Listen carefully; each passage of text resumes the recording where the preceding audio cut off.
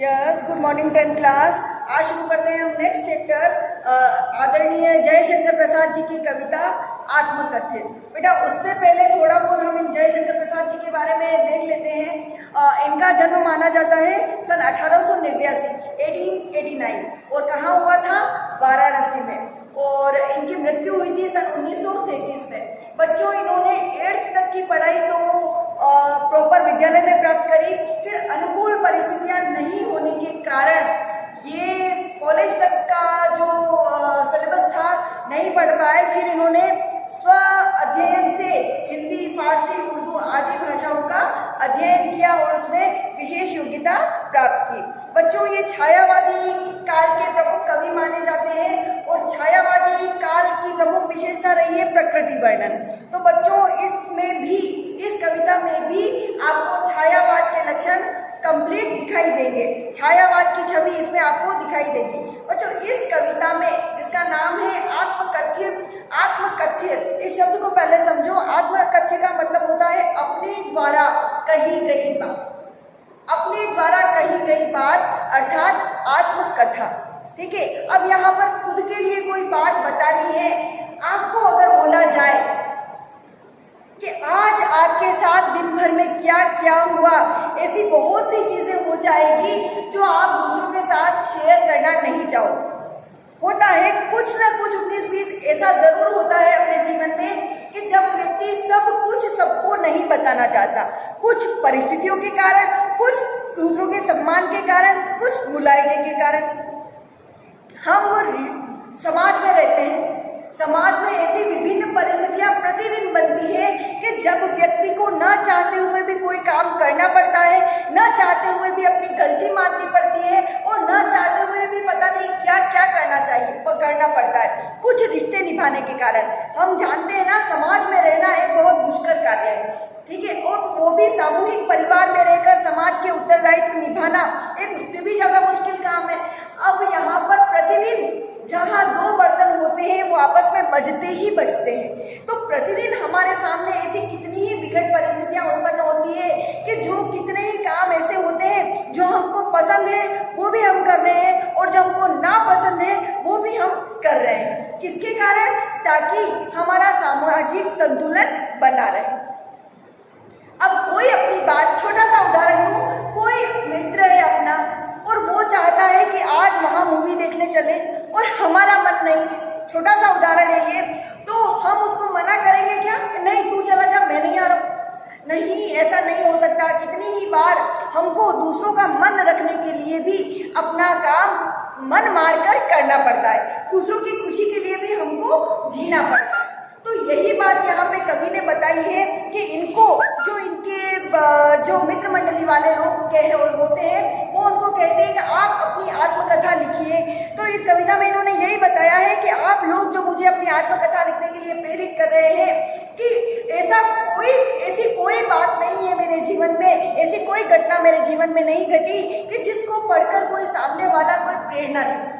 ऐसी कोई बात नहीं है जिसको समझकर, जिसको सुनकर सामने वाले व्यक्ति को थोड़ी सी भी खुशी मिल जाए। अब ऐसा कुछ मेरे जीवन में है ही नहीं तो मैं उसको क्या लिखूं? उल्टा ऐसा मैं लिखकर अपनी ही हंसी उड़वाऊंगा।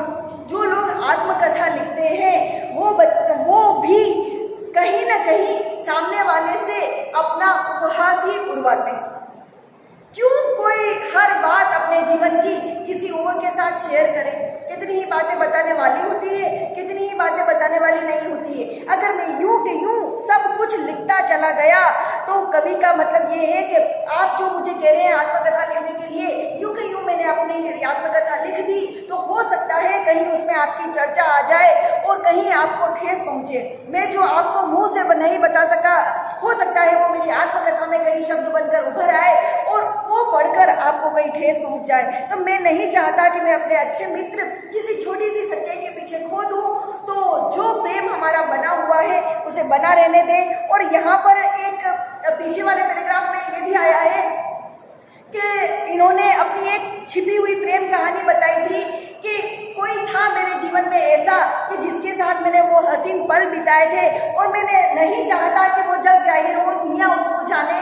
मैं मेरा प्रेम नहीं प्राप्त कर सका नहीं, मैं उसकी यादों के सहारे अपना बाकी का जीवन काट सकता हूँ, लेकिन मैं उसको संसार के सामने नहीं ला सकता। तो फिर मैं अपनी आत्मकथा कैसे लिखूं? तो यही कुछ इस कविता में बताया गया है। शुरू करते हैं कविता। मधुप गुनगुना कर कह जाता कौन कहानी यह अपनी, मुरझाकर गिर रही पत्तियां देखो कितनी आज करी।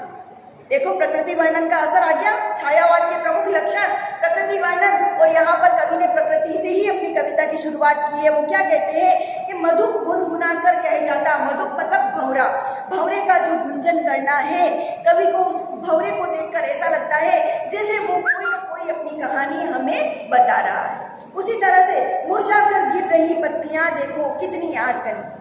आज एक छोटे से बच्चे से अगर अपन कहें कि तुम लिखो अपनी आत्मकथा, वो क्या लिख पाएगा? उसके जीवन में तो अभी कुछ घटा ही नहीं।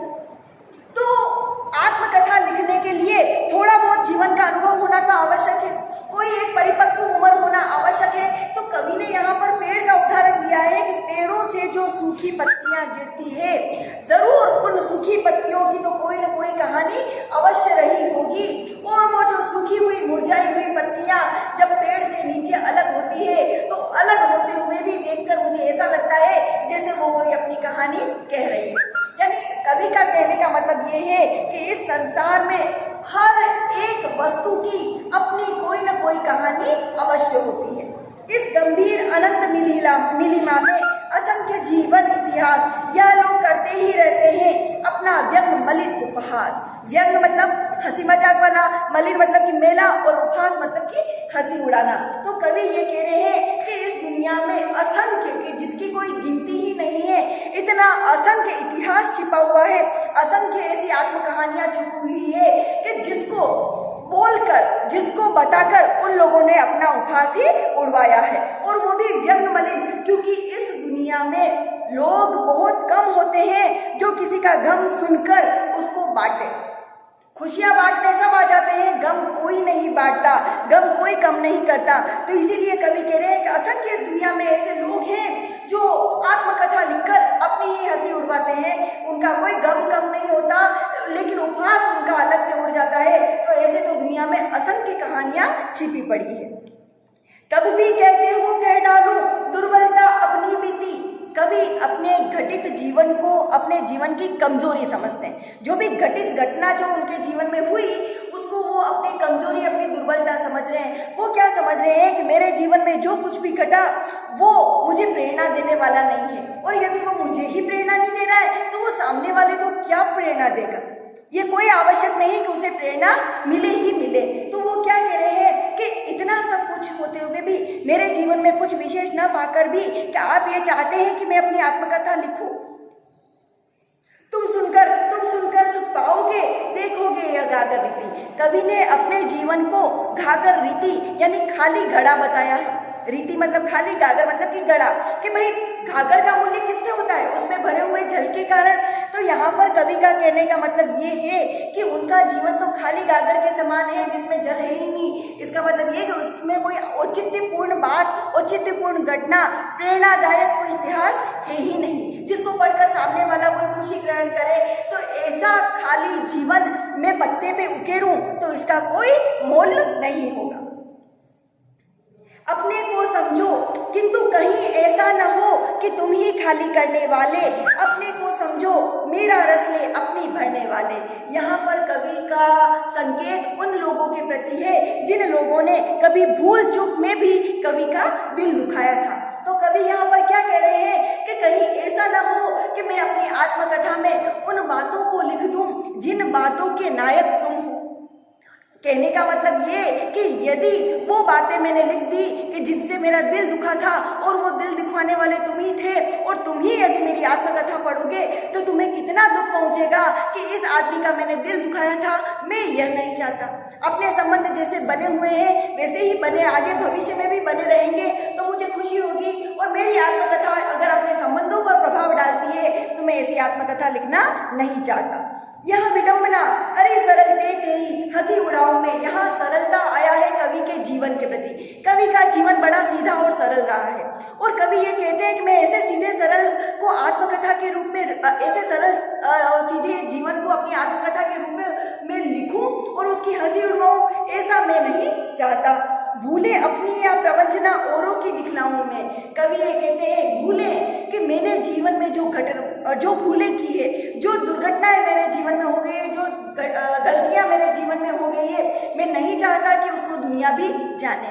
मैं नहीं चाहता कि किन किन लोगों ने मेरे साथ क्या क्या धोखे किए ये भी दुनिया जाने, इसलिए मैं अपनी आत्मकथा लिखना नहीं चाहता। उज्ज्वल गाथा कैसे गाऊं मधुर चांदनी रातों की, अरे खिलखिलाकर हंसते होने वाली उन बातों की। यहाँ पर कवि का एक प्रेम प्रसंग उजागर होता है। कवि ये कहते हैं कि वो हसीन रातें जिनमें मैंने अपने प्रेमी के साथ हंसते खेलते हुए रातें बिताई थी, मैं उनका वर्णन भी लोगों के सामने नहीं करना चाहता। मिला कहाँ वह सुख जिसका मैं स्वप्न देखकर जाग गया, आलिंगन में आते आते मुस्कुरा कर जो भाग गया। यहाँ पर कवि ये कहना चाहते हैं कि वो जिससे प्रेम करते थे वो उनको जीवन संगिनी बनकर नहीं प्राप्त हुई, तो इसलिए कवि उनको सोचकर उनके बारे में दुनिया को बताना नहीं चाहते। जिसके अरुण कपोलों की मतवाली सुंदर छाया में अनुरागिनी उषा लेती थी निज सुहाग मधुमाया में। बहुत सुंदर लाइन है ये। कवि ये कहते हैं कि इनकी प्रेमिका इतनी सुंदर थी, उनके कपोल यानी कि गाल इतने सुंदर थे कि जिनकी लालिमा से उषा यानी कि प्रातःकालीन जो वातावरण होता है, प्रातःकालीन जो दृश्य होता है, उस दृश्य में सूर्योदय से पहले जो लालिमा छाई रहती है, वो जो प्रातःकालीन उषा थी, उसने वह लालिमा इनकी प्रेमिका के गालों से ही चुराई थी और अपने मांग रूपी सुहाग में सजाया था। उनकी स्मृति पाथेय बनी है थके पथिक की पंथा की, सीवन को उधेड़ कर देखोगे क्यों मेरी कंथा की। यहाँ पर कवि ये कहना चाहते हैं कि मेरे प्रिय की मेरे मन में जो यादें हैं वो मेरा पाथेय है। बच्चों, पाथेय का मतलब होता है रास्ते में किया जाने वाला नाश्ता।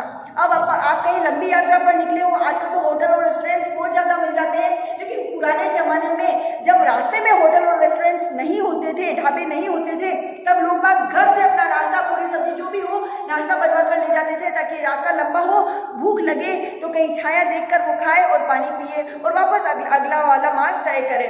तो यहाँ पर कवि भी यही कहना चाहते हैं कि जो वो मधुर यादें हैं वो मेरे जीवन यात्रा का पाथेय है और जिसके सहारे मैं आगे का बाकी जीवन काट सकता हूँ, ऐसा पाथेय मैं किसी और को नहीं दिखाना चाहता, ऐसा पाथेय मैं किसी और के साथ बांटना नहीं चाहता। और कवि ये कहते हैं कि वो उस कंथा की उधेड़ नहीं उधेड़ना चाहते। कंथा मतलब होता है बच्चों गुदड़ी यानी कि रजाई।